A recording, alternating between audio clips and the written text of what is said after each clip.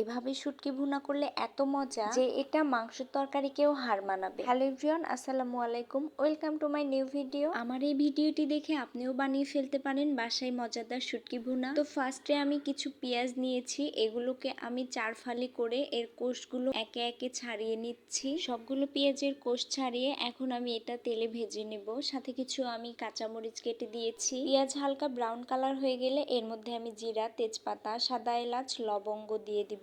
সামান্য পানি দিয়ে এর মধ্যে আদা রসুন পেস্ট দিয়ে দিব। এরপর দিয়ে দিব মরিচের গুঁড়া, হলুদ গুঁড়া, জিরার গুঁড়া, ধনিয়া গুঁড়া আর পরিমাণ মতো লবণ। সবগুলো মশলা নেড়ে চেড়ে ভালোভাবে মিশিয়ে নেব। 10 থেকে 15 মিনিট আমি এভাবে কষিয়ে নেব যেন পেঁয়াজটা গলে যায়। আমি একটা আলু কিউব করে কেটে নিয়েছি, আলুগুলো দিয়ে আমি আরো কিছুক্ষণ কষিয়ে নেব। যখন এভাবে তেল উপরে উঠে এসেছে তখন আমি শুটকিগুলো দিয়ে দিব। এগুলো আমি গরম পানি দিয়ে ধুয়ে পরিষ্কার করে রেখেছিলাম। শুটকিগুলোর সাথে আমি মশলাটা খুব ভালোভাবে মিশিয়ে নেব। আমার পেঁয়াজ কিন্তু অলরেডি গলে গেছে। অল্প পরিমাণে পানি দিয়েছি, বেশি পানি দিলে শুটকিগুলো ভেঙে যাবে, তখন খেতে ভালো লাগবে না। ঢেকে দিয়ে আমি 10 মিনিট অপেক্ষা করব। দেন আমার শুটকি ভুনা কিন্তু একদম রেডি। আর এই শুটকি ভুনাটা খেতে কিন্তু অনেক মজা হয়েছে। বাই দ্য ওয়ে, আমার ভিডিওটি কেমন হয়েছে সবাই কমেন্ট করে জানাবেন। সবাইকে অনেক ধন্যবাদ।